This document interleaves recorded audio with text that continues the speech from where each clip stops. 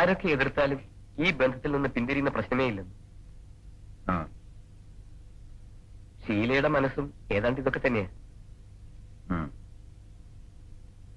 ബാബുവിന്റെ അച്ഛന്റെ പ്രവൃത്തികൾക്ക് അല്ല, അതിന്റെ പേരിൽ നമ്മൾ ഇവരെ ശിക്ഷിക്കുന്നത് ശരിയാണോ വെച്ചാ? പറയാനുള്ളത് എന്താണെന്ന് വെച്ചാൽ വളച്ചു കിട്ടാതെ പറ. വീട്ടുകാരുടെ തീരുമാനമല്ല ബാബുവിന്റേത്. ബാബുവും ഷീലയും തമ്മിലുള്ള അടുപ്പത്തെ ഒരിക്കൽ മാനിക്കാൻ തയ്യാറായതാണ് നമ്മൾ. എങ്കിൽ പിന്നെ നമുക്ക് എന്തുകൊണ്ട് നടത്തിക്കൊടുത്തുകൂടാ? അയാളുടെ വീട്ടുകാർ സഹകരിക്കുന്നില്ലെങ്കിൽ വേണ്ട. സ്വന്തം അച്ഛനെയും വീട്ടുകാരെയും ധിക്കരിച്ച് ബാബു വിവാഹം കഴിക്കാൻ തയ്യാറായി വരുമ്പോ ഞാനത് നടത്തി കൊടുക്കണമെന്ന് അല്ലേ? അതെ. സാധ്യമല്ല മോനെ, സാധ്യമല്ല.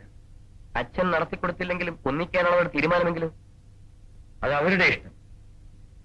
നമ്മുടെ ശീലമോള് അച്ഛനെ ധിക്കരിച്ച് ഈ വീട് വിട്ടിറങ്ങിപ്പോയി. അവർക്ക് ഇഷ്ടമുള്ളതിന് വിവാഹം കഴിച്ചോട്ടേന്നു.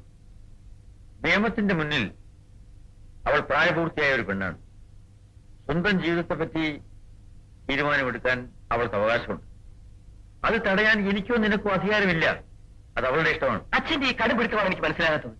ബാബുവിന്റെ അച്ഛന് വേണ്ടി കള്ളക്കടത്തിന് കൂട്ടുനിൽക്കാൻ അവിഹിതമായി ശുപാർശ ചെയ്യാൻ പറഞ്ഞപ്പോൾ അച്ഛൻ വഴങ്ങിയില്ല.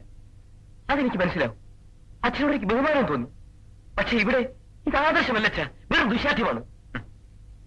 ദുശാഠ്യമെന്നോ കടുംപിടുത്തമെന്നോ എന്ത് വേണേലും പറഞ്ഞോളൂ. പക്ഷേ ഒരച്ഛനെന്ന നിലയ്ക്ക് എനിക്കിതേ ചെയ്യാൻ കഴിയൂ. ഞാനിതേ ചെയ്യാം. അത് നിനക്ക് മനസ്സിലാകും. ഇപ്പോഴല്ല, എന്നെങ്കിലും എന്റെ സ്ഥാനത്ത് നീ നിൽക്കുമ്പോ. ഇന്ന് ഞാൻ നിൽക്കുന്നിടത്ത് നിന്നോട് ചിന്തിക്കാൻ എനിക്ക് കഴിയും. അച്ഛൻ അനുവദിച്ചില്ലെങ്കിലും ഈ വിവാഹം നടക്കും. വീട്ടുമുറ്റത്തും അമ്പലനടയിലും അല്ലെങ്കിൽ രജിസ്റ്റർ ഓഫീസ്. മനസ്സിലാക്കാൻ കഴിയാത്ത ന്യായീകരണങ്ങളെക്കാൾ എനിക്ക് വലുത് എന്റെ പെങ്ങളുടെ മനസ്സിലാണ്.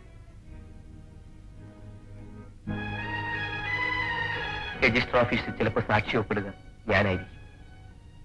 ശരിയെന്ന് മനസ്സ് പറയുന്നതേ ചെയ്യുന്നുള്ളൂ. അച്ഛൻ എന്നെ ശപിക്കരുത്.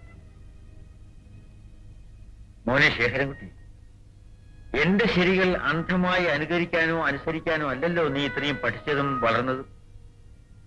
മനസ്സെന്ത് പറയുന്നു അതുപോലെ ചെയ്യുക. ആ വഴിക്ക് ഞാൻ കൂടി വരണമെന്ന് ശഠിക്കരുത്. എന്റെ ശരികൾ കാലപ്പഴക്കം കൊണ്ട് മനസ്സിൽ ആഴത്തിൽ ഉറച്ചു.